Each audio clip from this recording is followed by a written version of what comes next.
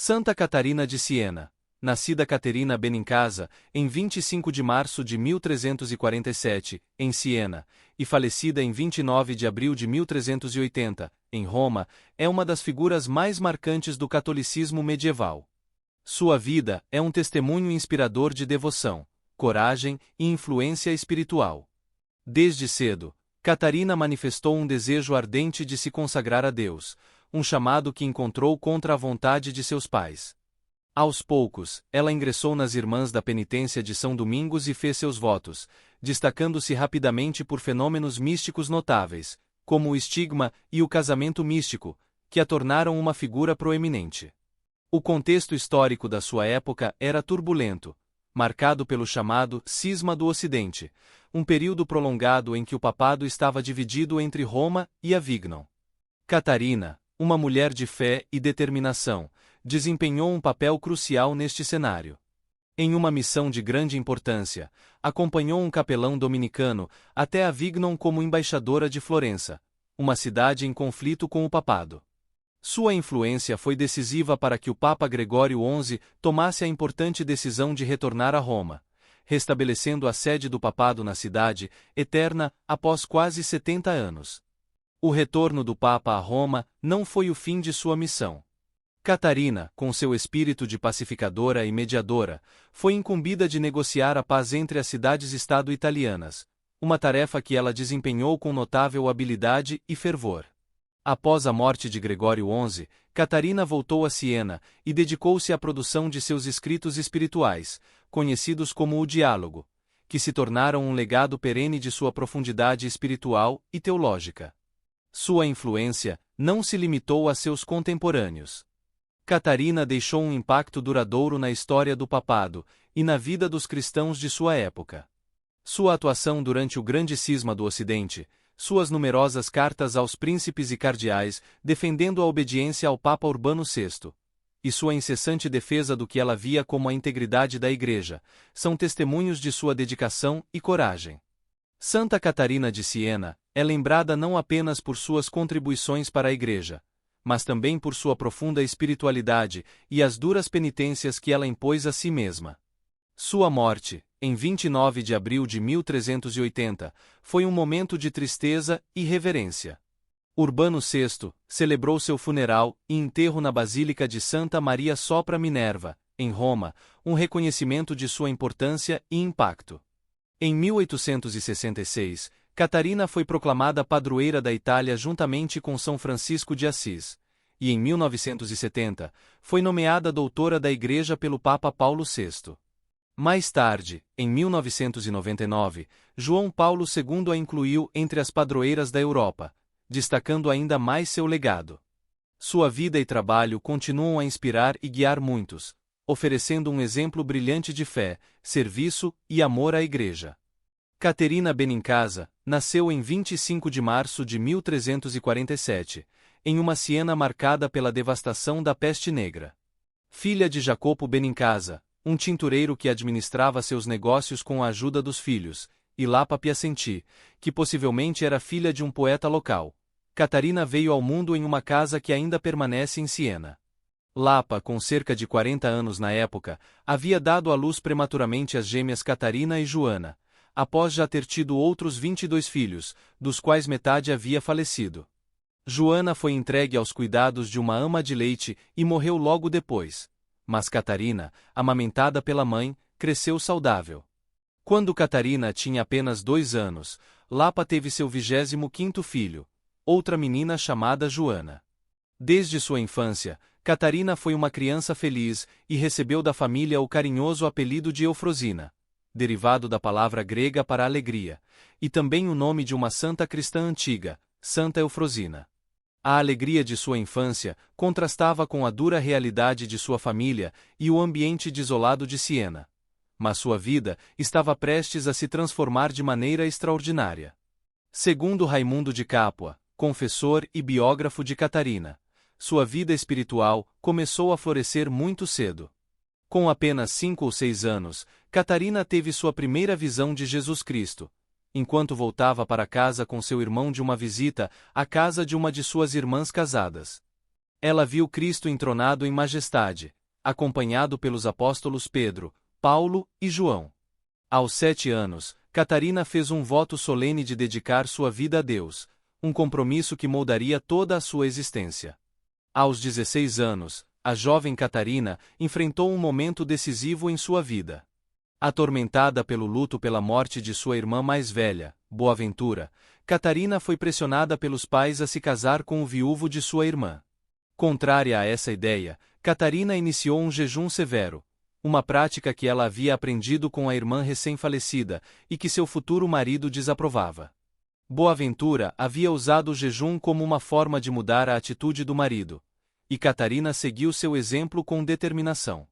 Em um ato de rebeldia e fé, ela cortou seus longos cabelos, um gesto simbólico que protestava contra a pressão para melhorar sua aparência com o objetivo de atrair um bom marido. A vida de Catarina estava repleta de desafios e provas, mas seu espírito indomável e sua devoção inabalável a Deus a guiariam para uma trajetória de grande influência e impacto. Seu desejo de servir a Deus e sua determinação em seguir o caminho que acreditava ser o seu foram marcos de sua vida, que eventualmente a levariam a se tornar uma das figuras mais importantes do catolicismo medieval. Sua luta, suas visões e sua fé intensa moldaram não apenas sua vida, mas também a história da Igreja e da cristandade, oferecendo um exemplo profundo de fé e compromisso. Com o tempo, Catarina Benincasa desenvolveu uma prática mental que se tornaria uma ferramenta crucial para enfrentar os desafios de sua vida. Ela recomendava a Raimundo de Capua, seu confessor e biógrafo, que, ao confrontar problemas, construísse uma cela em sua mente da qual não pudesse escapar. Nesta cela, Catarina imaginou seu pai como uma representação de Cristo, sua mãe como a Virgem Maria, e seus irmãos como os apóstolos. Para ela, servir a essas figuras com humildade não era apenas uma tarefa, mas uma oportunidade de crescimento espiritual. Assim, ela conseguiu resistir tanto à pressão social para o casamento e a maternidade, quanto ao desejo de se tornar uma freira tradicional. Catarina optou por uma vida ativa e piedosa fora dos conventos, mas em consonância com o modelo dos dominicanos, levando uma existência de serviço e devoção. Eventualmente, o pai de Catarina, vendo sua determinação, desistiu de forçá-la a seguir um caminho diferente e permitiu que ela vivesse conforme sua vocação. Sua busca por orientação espiritual foi reforçada por uma visão de São Domingos, que lhe deu ainda mais força e convicção. No entanto, sua me lapa, preocupada como só de filha, levou-a as termas bagno vignoni, na esperança de que isso melhorasse sua condição. O que inicialmente parecia ser um tratamento benéfico, tornou-se um período de intensa enfermidade para Catarina, com coceiras violentas, febre e dores. Essa doença serviu como um ponto de virada, proporcionando a Lapa uma justificativa para buscar a admissão de Catarina no Mantelato, uma associação local dos terceiros dominicanos, que até então só aceitava viúvas. Após superar a doença, Catarina foi admitida na Ordem Terceira de São Domingos. Em pouco tempo, ela se recuperou e recebeu o hábito preto e branco da Ordem das mãos de um frade. No Mantelato, Catarina aprendeu a ler e passou a viver em silêncio quase absoluto, dedicado a oração e a meditação. Por volta de 1368, aos 21 anos, Catarina vivenciou o que ela mesma descreveu como um casamento místico com Jesus, um evento que se tornaria um tema significativo na arte cristã, conhecido como o Casamento Místico de Santa Catarina. Este evento, profundamente simbólico, foi representado de diversas formas, sendo que, segundo relatos, Catarina recebeu um anel que não era de ouro e joias, mas do prepúcio de Cristo. Este casamento místico marcou uma fusão espiritual intensa com Cristo, simbolizando sua entrega completa à vida espiritual. Com essa experiência, Catarina foi instruída por Cristo a abandonar sua vida reclusa e a se dedicar à vida pública. Ela retornou a Siena e começou a ajudar os pobres e doentes, tanto em casa quanto nos hospitais. Sua dedicação piedosa logo atraiu um grupo de seguidores, homens e mulheres, que se juntaram a ela em sua missão de serviço aos necessitados. Catarina distribuía roupas e comida aos pobres sem buscar permissão da família, o que muitas vezes implicava um custo significativo, mas nunca pedia nada para si própria.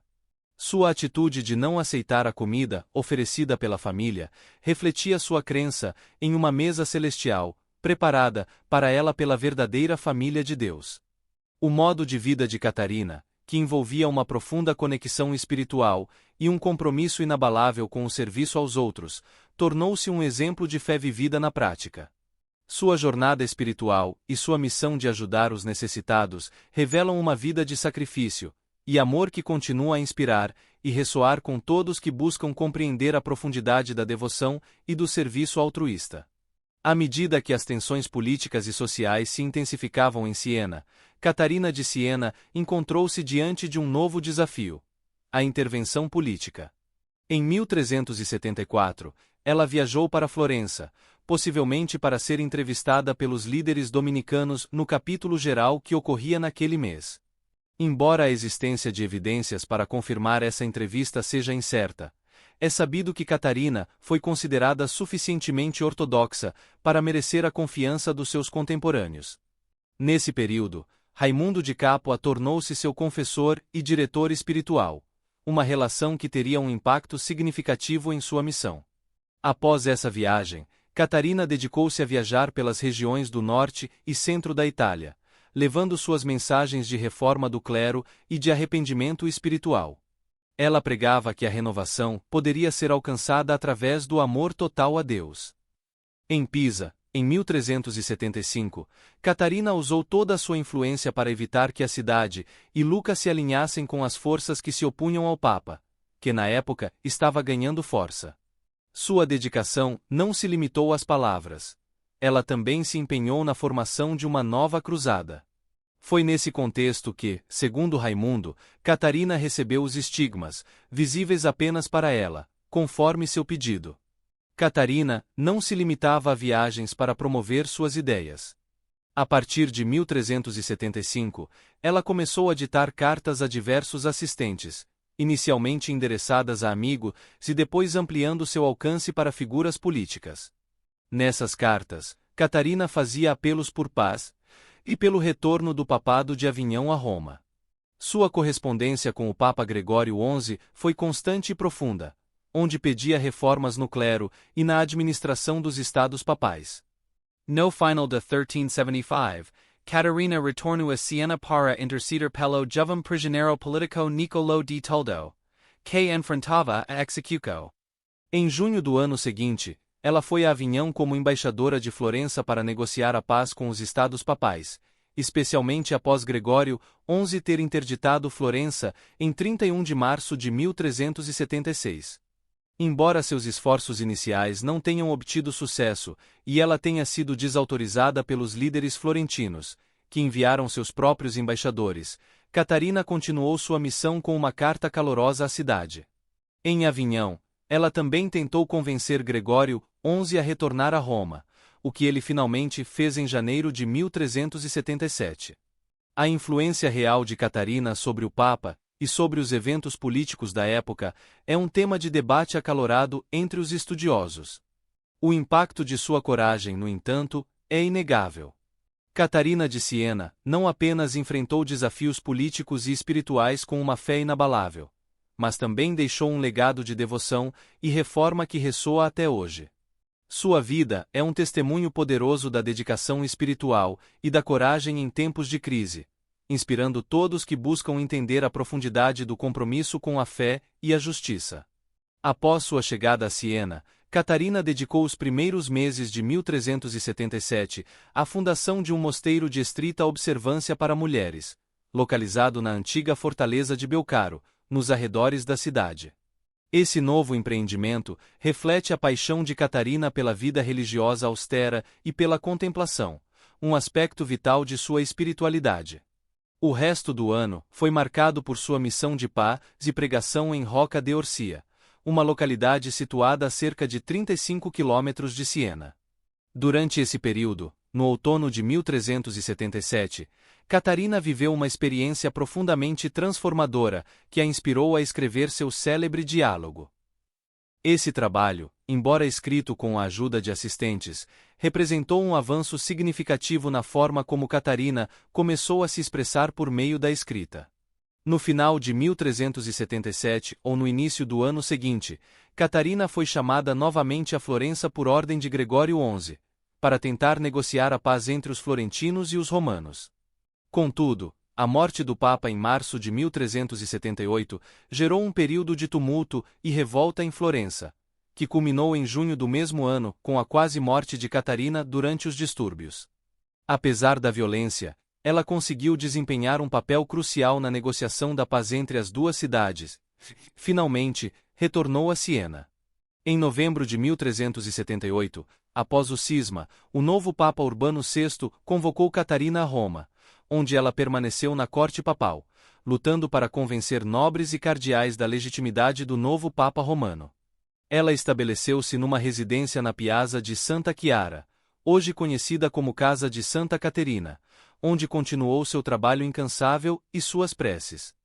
Catarina era conhecida por sua extrema austeridade, e por muitos anos, ela praticou rigorosa abstinência, com a comunhão diária muitas vezes sendo sua única refeição. Essa forma extrema de jejum foi vista com preocupação por seu confessor, suas irmãs e o clero, que tentavam fazê-la comer de maneira adequada. Catarina, no entanto, alegava uma incapacidade quase mística, descrevendo sua falta de apetite como uma enfermidade, uma doença espiritual e física que a impedia de comer. No início de 1380, sua condição se agravou, e ela não conseguia mais comer ou beber água. Em 26 de fevereiro daquele ano, Catarina já não conseguia mais andar. Sua vida chegou ao fim em 29 de abril de 1380, aos 33 anos, após ter sofrido um derrame 8 dias antes. Catarina de Siena deixou um legado indelével, não apenas por suas contribuições à Igreja e ao Papado, mas também por sua extraordinária devoção e sacrifício pessoal. Sua vida foi um testemunho de fé e coragem, inspirando muitos a buscar uma espiritualidade profunda e um compromisso sincero com a justiça e a paz. A história de Catarina ressoa ainda hoje, como um exemplo de como a fé e a determinação podem moldar o curso da história e inspirar transformações duradouras. A vida espiritual de Santa Catarina de Siena era uma busca profunda e constante por união com Deus, um caminho que ela descreveria como o caminho da verdade. Para Catarina, a paixão de Cristo não era apenas um evento histórico, mas o centro do sacrifício divino que permitia o conhecimento direto de Deus por meio do sangue redentor derramado na cruz. Em seus escritos, Catarina delineia 3 estágios distintos na vida espiritual. O primeiro estágio é a veneração da paixão de Cristo, que ela considera ser o guia supremo para a vida espiritual, superior a todos os livros e ensinamentos. Este amor pela paixão leva inevitavelmente ao segundo estágio, que é a imitação de Cristo. Para Catarina, isso se traduz em uma vida de ascetismo e sacrifícios, penitência, oração e serviço aos outros, com o objetivo de tornar-se um alter Christus, ou seja, outro Cristo. Este desejo de imitação culmina no terceiro estágio, que é o desejo de carregar a cruz. Este estágio não é apenas uma aceitação passiva do sofrimento e das dificuldades diárias, mas um apego à cruz em benefício dos outros, refletindo um amor que se desdobra em ação altruísta. Catarina também desenvolve em seus escritos o conceito teológico da habitação de Deus na alma, ou a habitação da Trindade. Ela acreditava que Deus está presente na alma humana, uma descoberta que ela fez muito cedo em sua vida espiritual. Mesmo quando seus pais a privaram do acesso ao quarto onde costumava orar, Catarina encontrou uma nova forma de conexão com Deus, interiormente, em sua própria alma. Ela descreve esse espaço interno como sua célula interior, um lugar sagrado de encontro com o divino. Em suas cartas e conselhos espirituais, Catarina menciona repetidamente a importância dessa célula interior. Em uma de suas cartas, dirigida a Lécia, ela escreve sobre a necessidade de criar 2 habitações. Uma física, em seu espaço de vida, para interações externas e cumprimento de obrigações, e outra espiritual, uma habitação interna que a acompanhe sempre. Este espaço interior é essencial para o verdadeiro autoconhecimento e para o reconhecimento da bondade de Deus. Catarina destaca que estas duas células devem coexistir em harmonia, pois se uma for negligenciada, a alma pode cair em problemas e presunção. Para Catarina, a habitação de Deus na alma não é apenas uma teoria, mas a essência da experiência espiritual. Ela acredita que viver com consciência desta presença divina é fundamental para uma vida espiritual autêntica. Essa compreensão profunda leva a uma união íntima com Deus, permitindo que a pessoa possa possuir Deus em sua plenitude.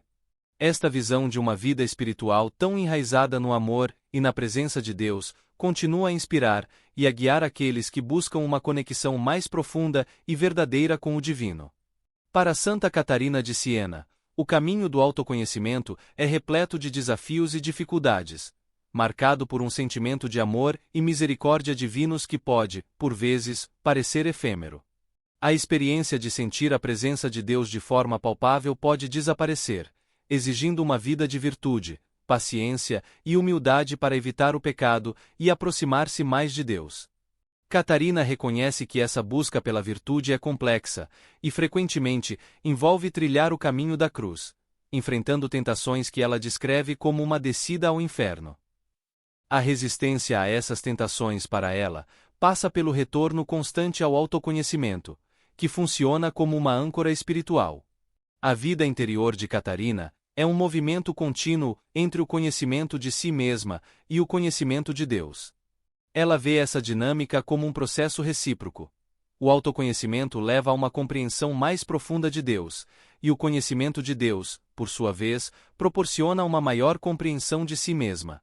Essa relação circular entre autoconhecimento e conhecimento de Deus promove uma perseverança espiritual, que, por sua vez, se abre para a caridade e humildade em relação ao próximo. Para Catarina, no entanto, o conhecimento de si mesma e de Deus não é um objetivo final, mas um meio para um fim mais nobre. Esse conhecimento deve levar a uma maior capacidade de amar o próximo, com o mesmo amor com que Deus a ama. Catarina expressa essa ideia ao afirmar que, ao contemplar o efeito do amor infinito de Deus, se perceber a imagem divina refletida em cada criatura, ela sente um impulso natural para amar os outros como a si mesma.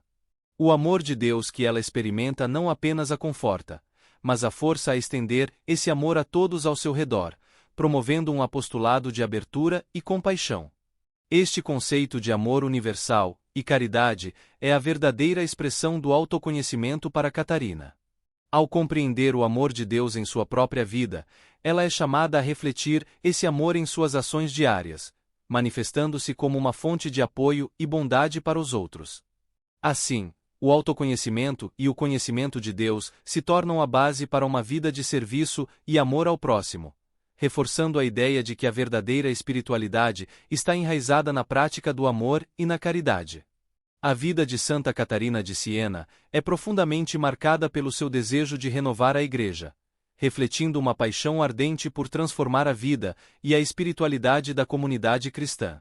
Sua visão da Igreja, no entanto, não é de uma ruptura radical com as estruturas estabelecidas, como as propostas pelo Conselho de Constança em 1417, nem desafia o sistema jurídico ou a administração dos bens temporais pelo Papa. Catarina não questiona o papel tradicional do Papa, nem a estrutura hierárquica da Igreja. Em vez disso, ela se preocupa com uma crise espiritual, que vê como central para a vida da Igreja. Para ela, a verdadeira crise não reside na administração temporal ou nas estruturas externas, mas na falta de interesse na dimensão espiritual, que se vê obscurecida pela obsessão com poder e riqueza. Catarina acredita que, embora a Igreja deva lidar com considerações temporais, essas devem sempre estar subordinadas à missão principal da Igreja: a conversão dos corações e a vivência plena de Deus. Ela deseja ardentemente uma renovação espiritual, que recoloque Deus no centro das preocupações da Igreja. Para ela, a Igreja é a noiva de Cristo, e, portanto, é responsável por cuidar e comunicar os dons de Deus, mantendo-se fiel ao sangue do Cordeiro. Este conceito é fundamental em sua eclesiologia, pois a Igreja, para Catarina, é o canal através do qual a vida divina é transmitida aos fiéis. Ela usa a rica metáfora do jardim para descrever a Igreja. um lugar onde todos têm um espaço, e cada pessoa batizada é uma planta essencial. Os sacerdotes são comparados a plantas que devem ser cuidadas e perfumadas, enquanto aqueles que ainda não são cristãos são vistos como potenciais novas plantas no jardim. Catarina imagina a igreja como um espaço onde se pode ver o próximo, os cristãos, os infiéis e todas as criaturas racionais, se alimentando e crescendo espiritualmente. Esta visão expressa seu desejo de uma igreja inclusiva e vibrante, onde todos são acolhidos e incentivados a florescer na fé. O apelo de Catarina por uma renovação da igreja, portanto, é uma chamada para retornar ao amor fundamental e à caridade, que, em sua visão, são a verdadeira essência da vida cristã. Sua reforma não é uma rejeição do que existe, mas uma convocação para que a igreja renove sua dedicação ao seu verdadeiro propósito: a vivência e a transmissão do amor divino. Em suas palavras e ações, Catarina busca uma igreja que, mais do que nunca, se concentre na espiritualidade e na missão de servir a Deus e ao próximo, elevando o amor e a caridade acima das preocupações temporais. Santa Catarina de Siena vê a igreja como uma comunidade profundamente unida, onde cada pessoa não apenas tem seu lugar, mas também desempenha um papel essencial. Para ela, essa unidade é fundamentada na relação com Deus, representado pelo sangue do Cordeiro. A autoridade da Igreja, em sua visão, é derivada dessa conexão espiritual que cria uma rede de interdependência entre todos os seus membros.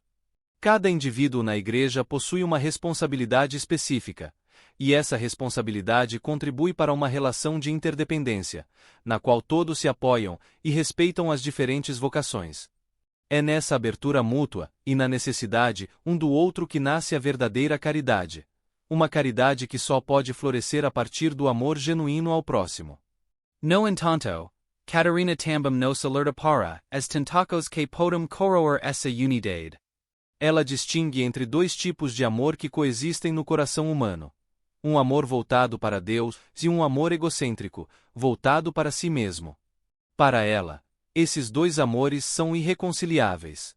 O amor próprio, que busca a autoafirmação e o prazer pessoal, é visto como a raiz de todos os vícios e pecados, levando à separação de Deus. Catarina acredita que, enquanto o coração estiver cheio de amor próprio, não será possível preenchê-lo com o amor divino.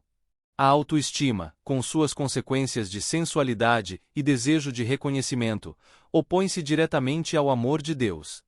Ela convoca seus discípulos para uma verdadeira batalha contra a sensualidade, usando a razão como sua principal arma.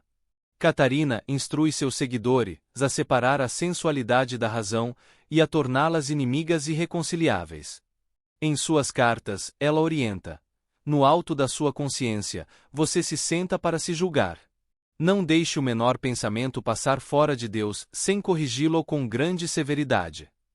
A consciência deve ser a guia para dominar a sensualidade, e a razão, armada com a espada de dois gumes, ódio ao vício e amor à virtude, deve lutar contra os impulsos egoístas. Assim, Catarina enfatiza que é através desse controle consciente e da luta interna que se pode alcançar uma verdadeira transformação espiritual e manter a pureza do amor divino. Dessa forma, Santa Catarina de Siena nos oferece uma visão profunda e prática da vida espiritual.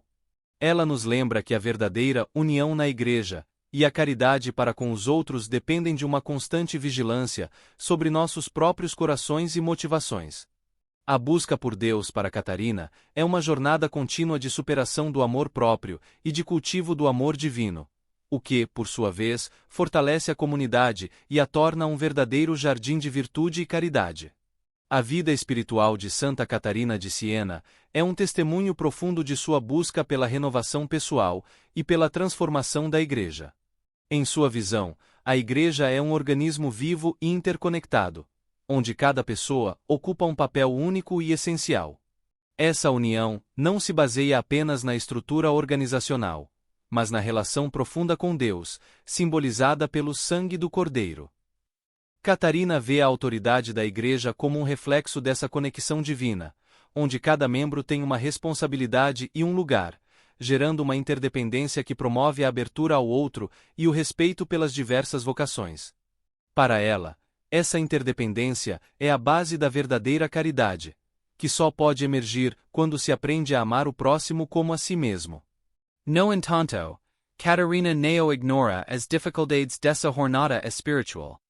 Ela alerta para as tentações que ameaçam a pureza do amor, distinguindo entre o amor voltado para Deus e o egocêntrico, que é essencialmente centrado no próprio prazer e reconhecimento. Para Catarina, o amor próprio é a raiz de todos os vícios e pecados, um obstáculo que separa a alma de Deus. Ela exorta seus seguidores a uma luta constante contra a sensualidade, que deve ser abordada com razão e severidade. Em suas cartas, Catarina descreve essa batalha interna como uma guerra entre sensualidade e razão, onde a consciência desempenha um papel crucial na disciplina pessoal. Ela aconselha: no alto da sua consciência, você se senta para se julgar. Não deixe o menor pensamento passar fora de Deus sem corrigi-lo com grande severidade. A luta espiritual, segundo Catarina, é árdua e exige um esforço consciente para superar a fraqueza humana. Ela afirma que as virtudes são adquiridas com dificuldade e através da violência, contra as inclinações naturais. No entanto, essa batalha é essencial para alcançar a verdadeira virtude e um conhecimento mais profundo de si mesmo e de Deus. Catarina encoraja um exame contínuo da própria alma, sugerindo que se visite o jardim de sua alma regularmente, para remover os espinhos que sufocam a boa semente da virtude e preparar o coração para receber a graça divina. A prática da penitência e o combate ao amor próprio não são fins em si mesmos, mas meios para substituir o amor egoísta pelo amor divino. Catarina ilustra esse processo com a metáfora do esvaziamento do vaso do coração, que deve ser purificado para que o amor de Deus possa preenchê-lo. Ela reconhece que o caminho da penitência pode parecer difícil no início, mas que com o tempo se torna mais suave e fácil, contrastando com o caminho do vício, que, embora atraente inicialmente, leva a amargura e ruínas. Além disso, Catarina desenvolve o conceito do presente das lágrimas, descrito em seu livro O Diálogo. Ela explora o valor espiritual das lágrimas e as diferentes fontes que as produzem. Para Catarina, as lágrimas mais valiosas são aquelas originadas do amor e da virtude, possuindo um valor infinito. Ela distingue entre lágrimas motivadas pelo apego a prazeres materiais, que considera sem valor espiritual, e lágrimas decorrentes do medo do pecado e do inferno, que, embora imperfeitas, ainda possuem um valor espiritual significativo. Em resumo, a vida de Santa Catarina de Siena oferece um profundo insight sobre a espiritualidade, a virtude e a renovação da Igreja.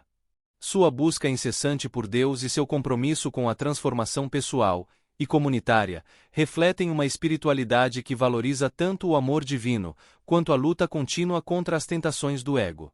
Sua sabedoria e suas práticas espirituais continuam a inspirar muitos a buscar uma vida de verdadeira caridade e humildade.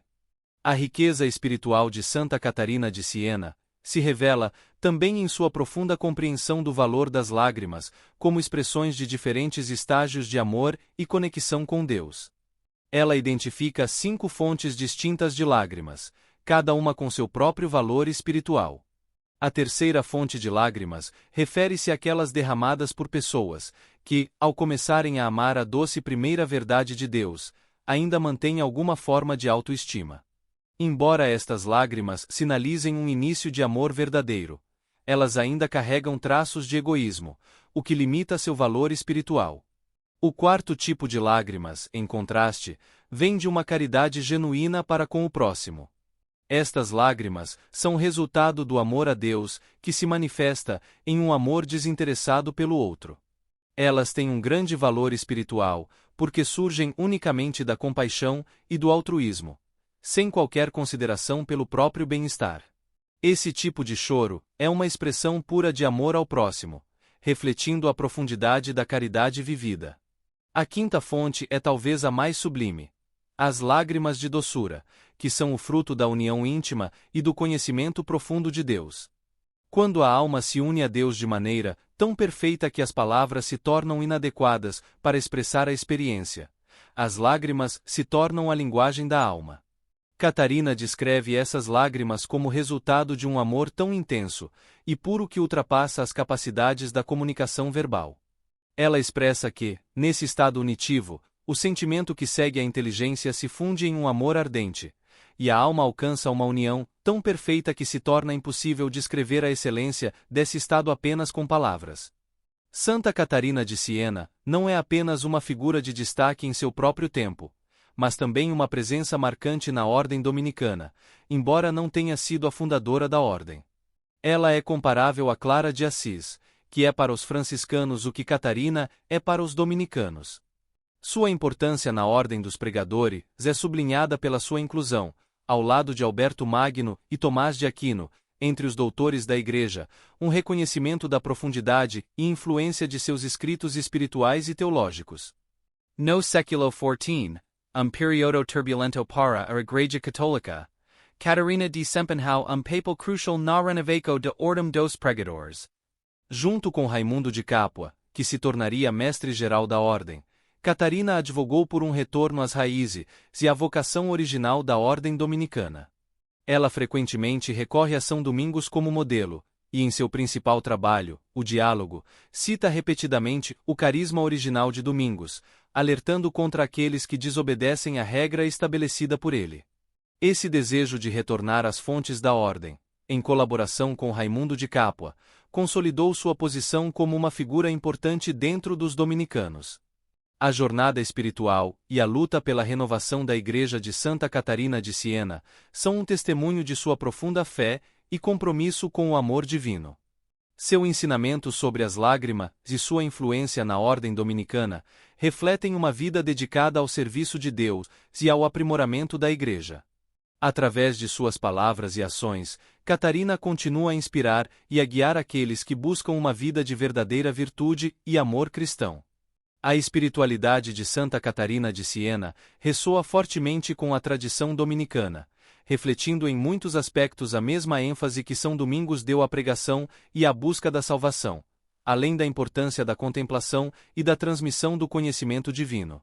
Esta correspondência entre a vida e os escritos de Catarina e o espírito fundador da ordem dominicana não só a estabelece como uma das figuras femininas mais significativas da ordem, mas também é evidenciada por representações artísticas que a mostram ao lado de Domingos de Gusmão.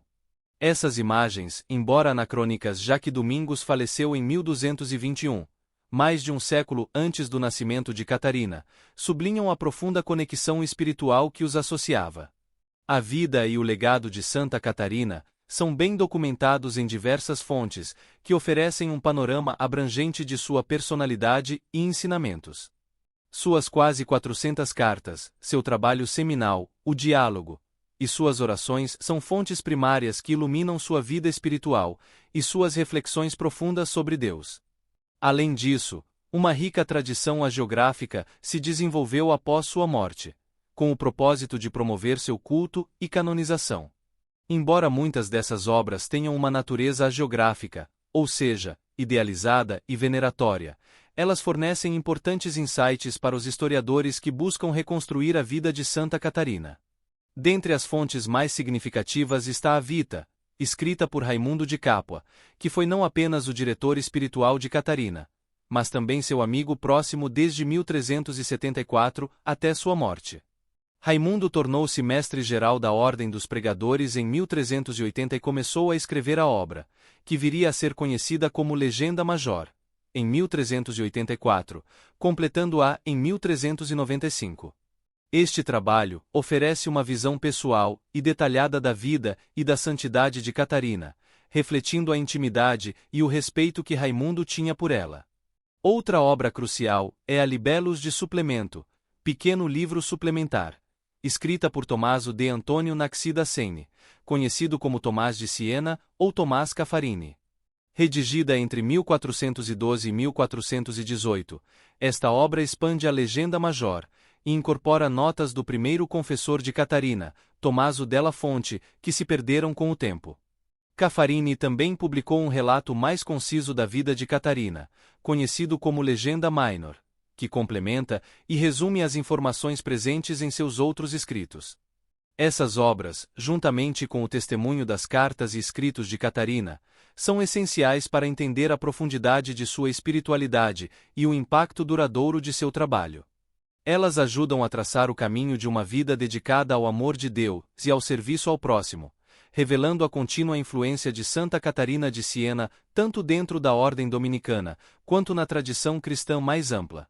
A partir de 1411, Tomás de Siena, também conhecido como Tomás Caffarini, coordenou a compilação do Processus de Veneza, um conjunto de documentos cruciais para o processo de canonização de Santa Catarina de Siena. Esse processo incluiu o testemunho de quase todos os discípulos de Catarina, fornecendo um panorama detalhado de sua vida e obra. Além disso, há uma obra anônima intitulada Miracoli della Beata Caterina, escrita por um florentino desconhecido, e algumas outras obras de menor relevância, que também contribuem para o entendimento do legado de Catarina. Entre as principais obras que chegaram até nós, destaca-se o Diálogo da Providência Divina, o tratado mais significativo de Santa Catarina. Iniciado provavelmente em outubro de 1377 e concluído em novembro do ano seguinte, o Diálogo é uma obra que apresenta uma profunda comunicação entre uma alma em ascensão e Deus. De acordo com relatos contemporâneos, a maior parte desse tratado foi ditada por Catarina durante seus êxtases místicos, embora seja possível que ela tenha revisado e reeditado o texto posteriormente, ajustando suas passagens com um cuidado meticuloso. Além do Diálogo, as cartas de Catarina formam um dos pilares da literatura toscana primitiva. Embora Catarina tenha aprendido a escrever apenas em 1377, muitas de suas cartas foram ditadas. Quase 400 dessas correspondências sobreviveram e revelam muito sobre a personalidade e os pensamentos de Catarina. Em suas cartas ao Papa, por exemplo, ela o trata carinhosamente como Papa ou Papai, em vez do formal Sua Santidade. Suas cartas foram enviadas a uma vasta gama de correspondentes, incluindo confessores como Raimundo de Capua, líderes políticos como os reis da França e da Hungria, figuras notórias como o mercenário John Alcuode, e membros da família Visconti de Milão. Aproximadamente um terço dessas cartas eram destinadas a mulheres, evidenciando seu compromisso com o diálogo e a orientação espiritual feminina. Além dessas, 26 orações de Santa Catarina também sobreviveram, sendo a maioria delas composta nos últimos 18 meses de sua vida. Essas orações são testemunhos preciosos da espiritualidade de Catarina, refletindo a profundidade de sua devoção e seu relacionamento íntimo com Deus. Cada uma dessas obras oferece uma janela para o mundo espiritual e a vida de Santa Catarina de Siena, enriquecendo nossa compreensão de sua contribuição para a Igreja e sua influência duradoura na espiritualidade cristã. Através dessas palavras e escritos, Catarina continua a inspirar e a guiar aqueles que buscam uma conexão mais profunda com o divino, revelando a beleza e a complexidade de sua fé e de sua missão. Santa Catarina de Siena, cuja vida e legado continuam a inspirar muitos, foi inicialmente enterrada no cemitério de Santa Maria sopra Minerva, uma basílica situada nas proximidades do Panteão, em Roma. Seu túmulo logo se tornou um local de notáveis milagres, o que levou Raimundo de Capua, seu confessor e biógrafo, a trasladar seus restos mortais para o interior da basílica. Até hoje, o local atrai milhares de peregrinos que vêm prestar homenagem à santa e buscar a sua intercessão. A cabeça de Santa Catarina, no entanto, foi separada do corpo e colocada em um busto de bronze, que foi levado para Siena. Este busto passou a ser carregado durante as procissões dominicanas, e nas primeiras, sua mãe, Lapa, seguia a procissão. Lapa, que viveu até os 89 anos, presenciou o declínio da fortuna e felicidade de sua família. Ela sobreviveu a todos os seus filhos e diversos netos, e ajudou Raimundo a escrever a biografia de Catarina. Em suas últimas palavras, Lapa expressou um profundo sentimento de resignação e fé. Acredito que Deus tenha colocado minha alma de través no meu corpo, para que ela não consiga sair. Atualmente, a cabeça e o polegar incorruptos de Catarina estão preservados na Basílica de São Domingos, em Siena. A canonização de Santa Catarina foi realizada pelo Papa Pio II, nascido em Siena, em 29 de junho de 1461. Mais tarde, em 3 de outubro de 1970, o Papa Paulo VI a proclamou doutora da Igreja, um título que só alguns dias antes fora concedido a Santa Teresa de Ávila, fazendo delas as primeiras mulheres a receber tal honraria. Inicialmente, a festa de Santa Catarina não estava incluída no calendário romano. Someniem 1597 Sua Festa Foi Incorporada. Inicialmente no dia 29 de abril, data de Sua Morte. No entanto, essa data já estava ocupada pela festa de São Pedro de Verona. Então, em 1628, a celebração de Catarina foi transferida para 30 de abril. Em 1969, durante a revisão do calendário de santos da Igreja Católica Romana, a festa de São Pedro de Verona foi relegada aos calendários locais, e a celebração de Santa Catarina foi restabelecida para o dia 29 de abril, retornando assim à data original que homenageia a data de sua morte. A trajetória de Santa Catarina, desde sua vida de intensa espiritualidade até a sua veneração global, reflete uma história de profunda fé e dedicação. Sua influência continua a ser sentida, e sua memória é celebrada com grande reverência, conectando o passado e o presente em uma contínua celebração de sua santidade e legado. No dia 13 de abril de 1866, o Papa Pio IX fez reconhecimento significativo ao declarar Santa Catarina, de Siena Copadroeira de Roma, uma honra que ressaltava sua importância espiritual e histórica. Mais tarde, em 18 de junho de 1939, o Papa Pio XII elevou sua veneração ainda mais, proclamando-a a padroeira da Itália, junto com São Francisco de Assis, como um símbolo de unidade e devoção nacional. O reconhecimento de sua santidade não parou por aí. Em 1º de outubro de 1999, o Papa João Paulo II fez um novo gesto de reverência ao tornar Santa Catarina padroeira da Europa, destacando a relevância de sua mensagem e exemplo para o continente europeu em um momento de grande transformação e busca espiritual. A iconografia de Santa Catarina é rica em simbolismo e é profundamente ligada a uma lenda popular de Siena. A história conta que, desejando trazer uma parte do corpo de Santa Catarina para sua cidade natal, os habitantes de Siena enfrentaram um desafio. Embora fosse impossível retirar o corpo inteiro de Roma, eles conseguiram levar apenas a cabeça, colocada em uma sacola. Quando foram parados pela guarda romana, oraram fervorosamente a Santa Catarina, confiantes de que ela desejaria que uma parte de seu corpo estivesse em Siena. Milagrosamente, ao abrir a sacola, a cabeça não estava lá. Em vez disso, a sacola parecia cheia de pétalas de rosas. Quando chegaram em Siena, a cabeça reapareceu intacta, e o episódio contribuiu para que Santa Catarina fosse frequentemente representada nas artes segurando uma rosa, simbolizando o milagre, e a sua presença continua na vida dos devotos.